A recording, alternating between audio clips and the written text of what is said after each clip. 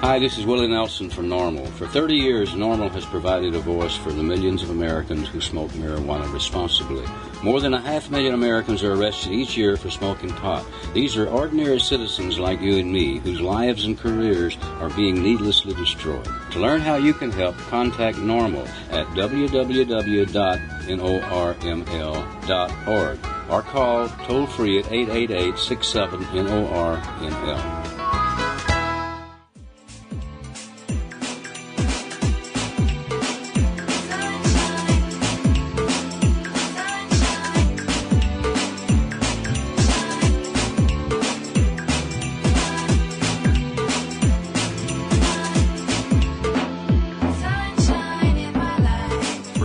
And distributed by the National Organization for the Reform of Marijuana Laws in Washington, D.C.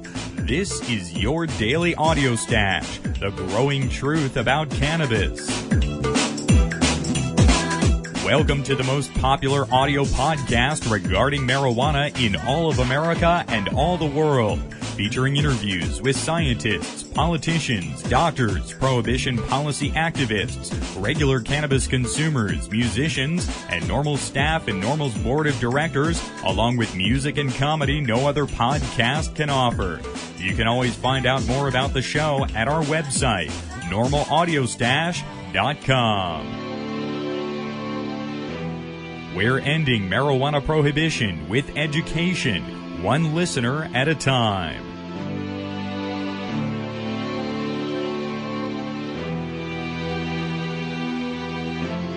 Welcome back to the Audio Stash today. I'm your host, Chris Goldstein. Take a moment to join us at NORML to end marijuana prohibition in America. Just visit NORML.org. First up today, we do have some important breaking news. Breaking news today from Oakland, California. Patients file lawsuit challenging federal government on medical cannabis, demanding the Food and Drug Administration correct misinformation. Medical marijuana patient advocacy group Americans for Safe Access, or ASA, filed a lawsuit Wednesday in United States District Court for the Northern District of California, demanding that the federal government cease issuing misinformation on medical cannabis and correct the information it has released. The ASA press release stated that the suit charges a violation of the little-known Data Quality Act, or DQA. The DQA requires federal agencies such as Health and Human Services, or HHS, and the Food and Drug Administration, or FDA, to rely on sound science. It also allows citizens to challenge government information believed to be inaccurate or based on faulty, unreliable data. The ASA case specifically challenges the government position that, quote, marijuana has no accepted medical value, close quote. Americans for Safe Access Executive Director Steph Shear offered this statement, quote, the science to support medical cannabis is overwhelming, yet the government continues to play politics with the lives of patients desperately in need of pain relief, close quote. She continued, quote, Americans for Safe Access is filing this lawsuit on medical cannabis to demand that the FDA stop holding science hostage to politics, close quote.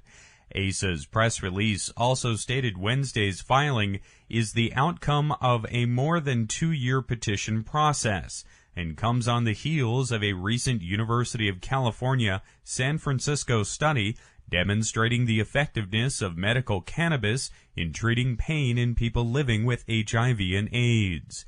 ASA first filed the petition to force HHS, the FDA's parent agency, to correct statements about the medical value of cannabis in October 2004. Under the DQA, agencies must respond or file for an extension 60 days from the date of the first petition filing. The government response was a statement saying that it would not act on the petition, a position it has maintained despite ASA's May 2005 appeal. Using the DQA's judicial review provisions, the Oakland-based organization is now taking its cause to the courts. A co-counsel in the case, Alan Morrison, who founded the Public Citizens Litigation Group and currently serves as a senior lecturer at Stanford Law School, offered this statement, quote, "Citizens have a right to expect the government to use the best available information for policy decisions. This innovative case turns the Data Quality Act into a tool for public interest." Close quote. ASA has over 30,000 active members with chapters and affiliates in more than 40 states. More information about the lawsuit and the Data Quality Act is available on ASA's website at safeaccessnow.org. We have links to it on our website today at normalaudiostash.com. Next up, we're continuing our coverage here on NORML's Daily Audio Stash of the very important scientific study conducted in San Francisco on the medical efficacy of smoked cannabis to alleviate HIV-associated neuropathic pain. Yesterday, we spoke with Dr. Donald Abrams, who conducted the study with the University of California's Center for Medicinal Cannabis Research. We have links to the complete Wednesday show, along with a separate interview with Dr. Abrams, available in the Audio Stash archive. Today on the program, we're going to speak with two organizers who view this new study as reason to lobby Congress to recognize the data, so those living with HIV and AIDS might have access to marijuana for therapeutic use around the country. Tom Kajowski is with the National Association of People Living with AIDS, and their website can be found at napwa.org. That's NAPWA.org. They represent the over 1 million Americans living with HIV and AIDS right now. Tom, welcome to the program today. Thank you. Thanks again for speaking with us today, Tom. NAPWA has examined this study from Dr. Abrams in San Francisco that shows whole-smoked cannabis to reduce HIV-associated neuropathic pain. So tell us how you view this research. Well, first off, this is a medical issue with NAPWA. We definitely support access to treatment and care so that individuals can support their highest quality of life.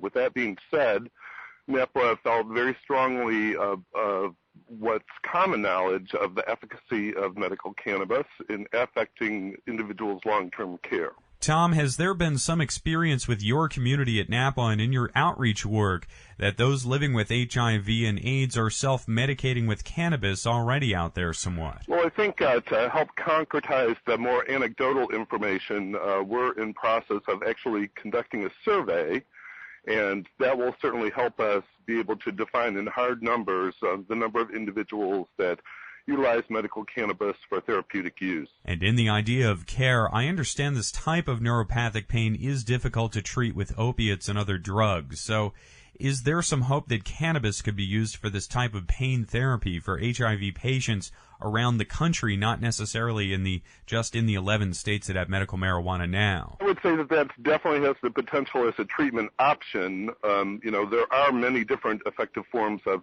dealing with neuropathic pain, but nothing that affords real long-term use or long-term, the best quality of life. So one of the issues with us in particular is making certain that individuals have access to the proper medications that work best for them individually. One thing that we have noticed is that associated with some other different forms of pain care, there are definitely detrimental effects to the liver, to the kidneys, and things of that nature, whereas medical cannabis doesn't have that same effect. Hence, we believe that it's very important to afford people this option. Tom, you mentioned a survey a moment ago. Can you tell us a little bit more about that? Well, in particular, we're going to be conducting that survey in conjunction with Americans for Safe Access, one of our partner organizations, around HIV public policy. And we're going to be coordinating that effort through Pause Magazine. It will definitely be an anonymous survey, and we envision it will probably be about 10 to 12 questions that should be able to help us ascertain the degree in which people utilize medical cannabis. Also, Tom, with healthcare costs skyrocketing around the nation and the fact that cannabis is not just effective as a medicine but also fairly inexpensive, I have to ask, how much can it cost for patients who are living with HIV and AIDS for their regular medication? It really varies from individual. Many folks need different types of medications for prophylaxis. And on average, I would venture to say it runs somewhere in the neighborhood of $20,000 to $25,000 a year, which is an amazing amount of money when you really consider that that's only a fraction of their health care costs. And I've also seen that it is anti-nausea medication in particular that can be the most expensive. So I know that there are some things, such as Compazine, which are pretty readily accessible, that have a relatively smaller associated cost. But again, there are also side effects that are associated often with some of those medications that aren't necessarily hold true for medical cannabis. And overall, Tom, would NAPWA see as sort of the utopian outcome here on this issue? Would HIV patients around the country have federal medical access like Irv Rosenfeld? Well, that's a very good question. I think it's a little bit premature for our organization to be able to wrap our brains around that. But in particular, we're very much interested in focusing in on patient education so that we can make people aware of medical cannabis as a treatment option for them. Many of the folks that we've run across anecdotally through many of our conferences, different events, and throughout the country, we've noticed that they tend to not necessarily associate their use of medical cannabis as a treatment. Often, they may smoke medical cannabis, and they don't necessarily think of that as being an effective treatment. But then when we further query, like, why are you doing it? Is it to stimulate your appetite? Is it to help you with depression or to help control neuropathic pain? Then many of these individuals say most definitely that that's the case. So I think that there's a huge piece of education that has to happen along that line so that we can make people aware. And then hopefully out of that, with additional studies conducted by the government, hopefully they'll be able to take heed to their own recommendations and then help support the greatest number of people having access to medical cannabis. And Tom, it does seem like there is support nationally and locally to work on HIV prevention, but also to sort of innovate with HIV care and treatment. Yes, that's certainly true, and I hope that that's a trend that continues, especially given that there's over 1 million Americans that are living with HIV and AIDS, and every year about an additional 40,000 find out that they're HIV positive. It's really key to make certain that those individuals have access to the medical treatments that they need. Tom, I want to thank you again. This has been a wonderful discussion today. Thanks for joining us here on NORML's Daily Audio Stash. Well, thank you very much, Chris. I certainly appreciate it. Tom Kajowski is with the National Association of People Living with AIDS, and their website can be found at napwa.org.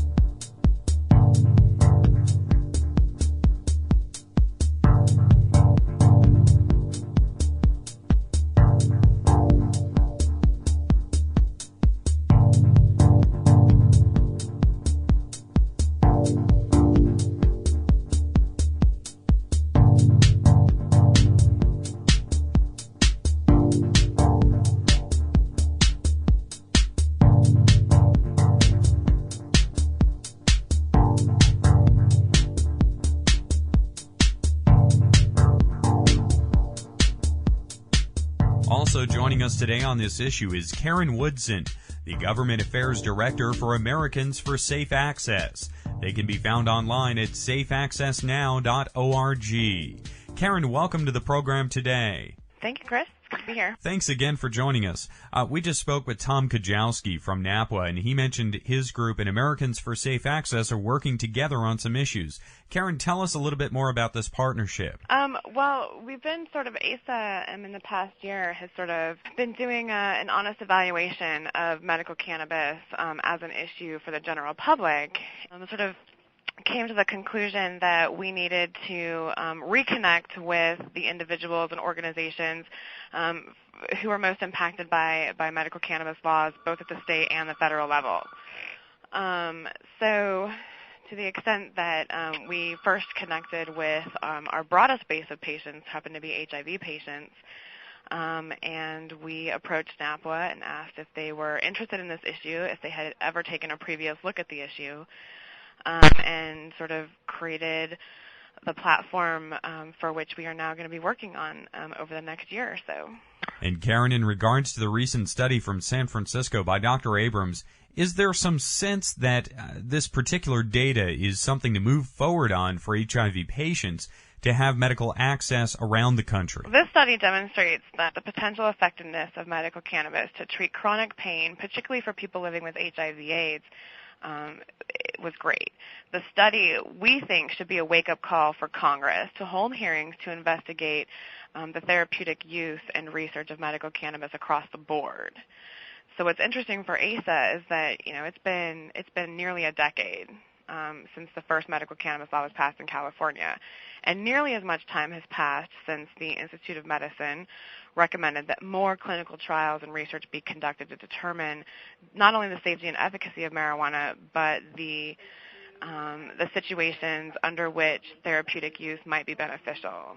And in 10 years, none of this research has been done to the level that it should have been done. So we are fraught with all sorts of activity in California, from raids to misconception about the ID cards to misconceptions about who patients are, misconceptions about who would be on the line to receive benefit from a change in medical cannabis law at the federal and or state level. So we do believe it's a wake-up call for a number of issues, but particularly to blow it wide open the research front here in the U.S. Now, although there was a DEA administrative law judge ruling in favor of the UMass application for new research-grade cannabis last week, the DEA has not fully approved that application yet. And this past study, we're talking about, Dr. Abrams' study, is with the University of California and the Center for Medicinal Cannabis Research. Karen, is there some hope that California will continue to produce this type of scientific research with cannabis? Well, California is certainly one of the states leading the way. Part of the medical cannabis law in California is the Senate Bill 420, which passed a few years after Proposition 215. And one part of SB 420 specifically created the Center for Medical Cannabis Research in Southern California, which has an office in San Francisco as well. But the specific goals of creating the Center for Medical Cannabis Research was to specifically research the therapeutic utility and value of medical cannabis. The original legislation set aside $5 million for the research to begin their studies. Since then, the center has completed a number of studies, and they are now seeking private funding for a number of research studies, including a multiple sclerosis and chronic pain study that the National Multiple Sclerosis Society has funded privately to finish that particular research project.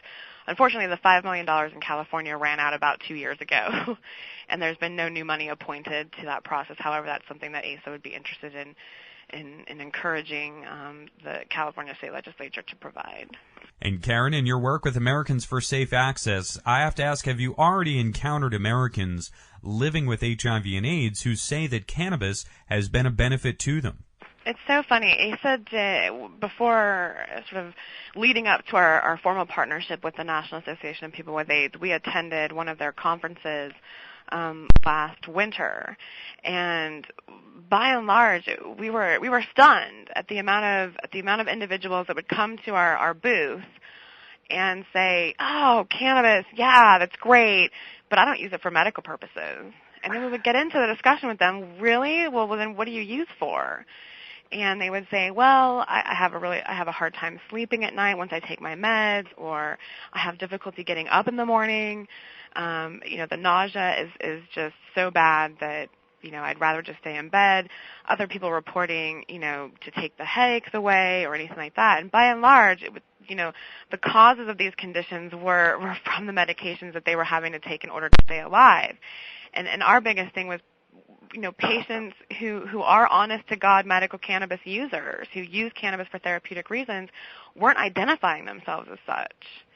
That simply because there is a misunderstanding about how cannabis can be used therapeutically and under what circumstances, that by and large, a large portion of HIV people living with HIV/AIDS were not identifying themselves as potential therapeutic users of cannabis, and that was just shocking for us. So the partnership with NAPWA is something we hope will sort of broaden the chorus of therapeutic users and help to demystify the public's general perception of the therapeutic use of cannabis. And in talking about different state programs out there that are available for medical access now and what type of programs HIV patients might benefit from the best, it really would seem that the California model with dispensaries offering high-quality variety of cannabis could be the best answer here for HIV patients, as opposed to the rather technical and refined and pretty tough process of trying to grow that high-grade medical cannabis for themselves. It's certainly one of the biggest misconceptions with the therapeutic use of cannabis is that it can grow. It grows anywhere and that it's easy to grow. Certainly any steward of growing cannabis can testify to the fact that it actually takes a great deal of time and energy, and certainly a green thumb at that. So if you are a busy professional or you're suffering from a disease that prevents you from getting up every day and doing the things that you need to do to survive, it's absolutely ludicrous to think that those people would have the time and or energy to dedicate to growing their own product, which is absolutely why community-based access centers are what ASA considers to be the best solution. We are a medical cannabis advocacy organization at heart, but like our name entails, we are more or less interested in not just removing criminal penalties, but figuring out how to get the medicine to the patients that would most benefit from its use. Karen, I really appreciate your taking time to speak with us here on NORML's Daily Audio Stash today. Thank you, Chris. Karen Woodson is the Government Affairs Director of Americans for Safe Access. They can be found online at safeaccessnow.org.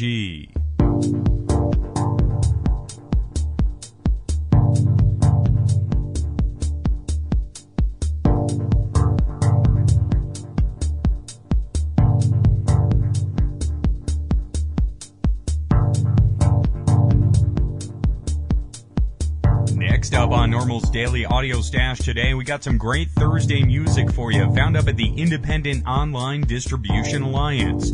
First up today, we're going to hear from the Long Beach Dub All-Stars with this great track, I and I Survive. Then we got some hip-hop with a group called Beat Pot with their track, Heal This Pain. Again, that was all found at the Independent Online Distribution Alliance, and we have links to the artists on our website today at normalaudiostash.com.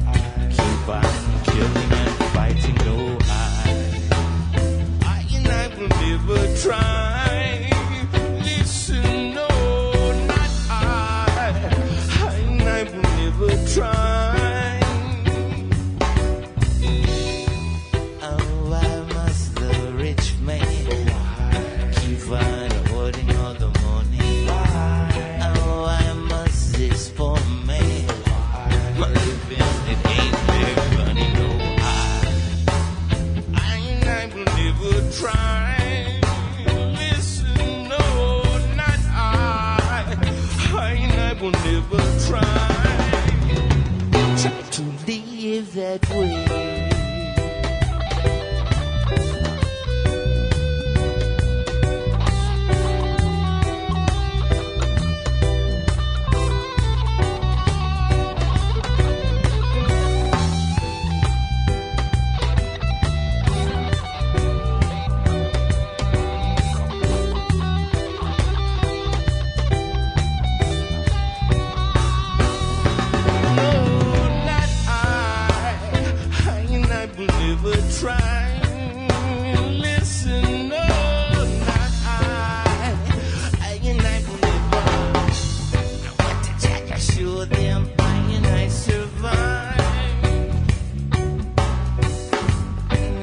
stop the nation, but I survive. To chant of creation, I survive. On this real nation, I and I. Go, Nick.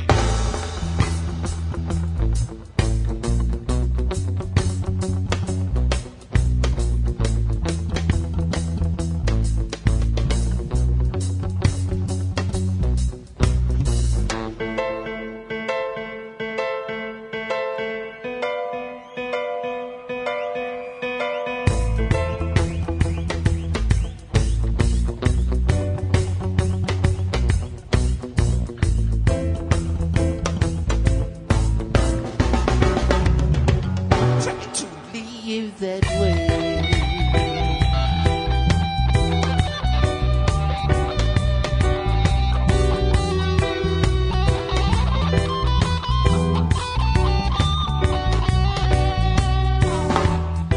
So why must I not go on this way? And why must I not be on this way? No, not I will never try. Listen, no, not I can never try. Without any morning, and I survive. Without any food to eat, and I survive. Yeah. Oh, yo, oh, oh, yeah.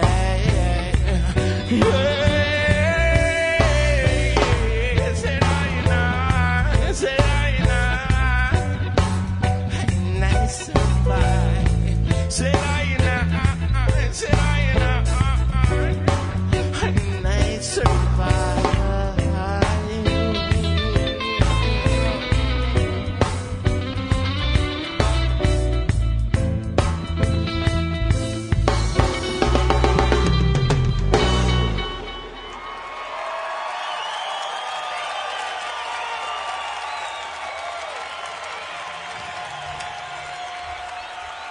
You're listening to NORML's Daily Audio Stash. Help me, Lord, I know you feel this pain, so heal this pain. You the only one know what I'm feeling, man. Help me, Lord, I know you feel this pain, so heal this pain. You the only one know what I'm feeling, man. Help me, Lord, I know you feel this pain, so heal this pain. You the only one know what I'm feeling, man. Help me, Lord, I know you feel this pain, so heal this pain. You the only one know what I'm feeling, man. You died on the cross, paid the price for sin. Still I wonder sometimes about the stuff I'm in. I try to grin, clear it off, and show no pain. I got faith and I believe, but I'm wondering, man. I know you with me and you love me, so don't let this world take me. It say that in the good book, you'll never let this world forsake me. My pop, he's a preacher. My mom, she's a teacher. I've been praying all my life, I'm still trying to reach her. My heart crying through these songs, I'm bleeding through these lyrics. It's me and you, God, I'm hoping you can hear it. I'm fighting with the spirit that pierced your side. You gave up the ghost and died, and why?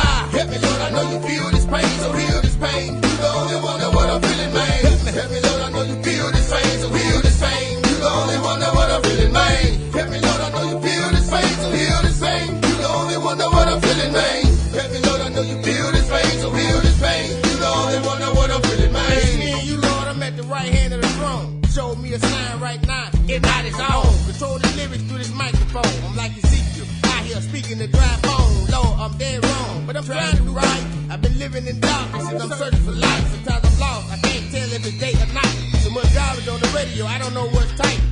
So look, if you hear me, let me know, God. Creating me a clean spirit and a clean heart. Look, I'm coming with the realness. This here twist feet in the Lord, and I'm hoping that you feel it. Help me, Lord, I know you feel this pain, so heal this pain. You the only one know what I'm feeling, man. Help me, Lord, I know you feel this pain, so heal this pain. You the only one know what I'm feeling, man. Help me, Lord, I know you feel this pain, so heal this pain. You the only one know what I'm feeling, man.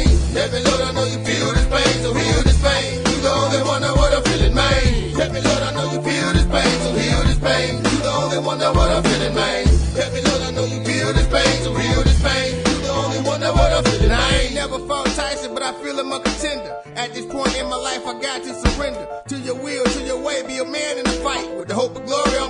surviving of the night. Personal relationship, I made my decision. Cash nowadays, still calling me religion. Trying to tell me what you said, like I can't read the Lord on my side, so I'm gonna let him lead. And by the way, Lord, I feel a little better. I'm glad we took time out to do this song together. Got issues I'm dealing with, but it's okay. I feel a little better every time I pray. So thank you, Lord, for listening to me. Thank you, Lord, for taking time for tea. Thank you, Lord, for listening to me. And thank you, Lord, for taking time for tea.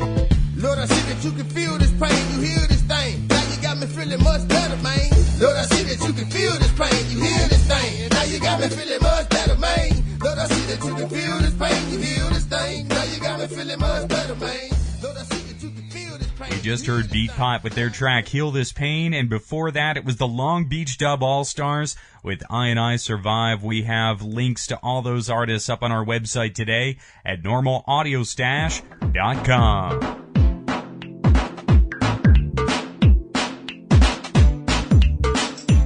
You've been listening to NORML's Daily Audio Stash, the growing truth about cannabis.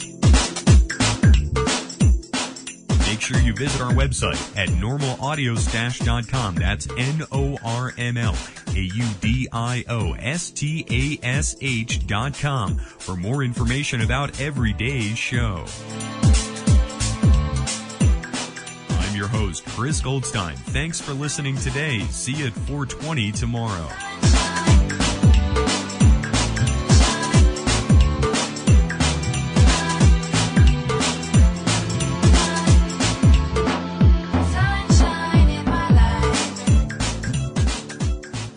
The podcasting technology of NORML is made possible by Red Aphid Interactive Media. More information at redaphid.com.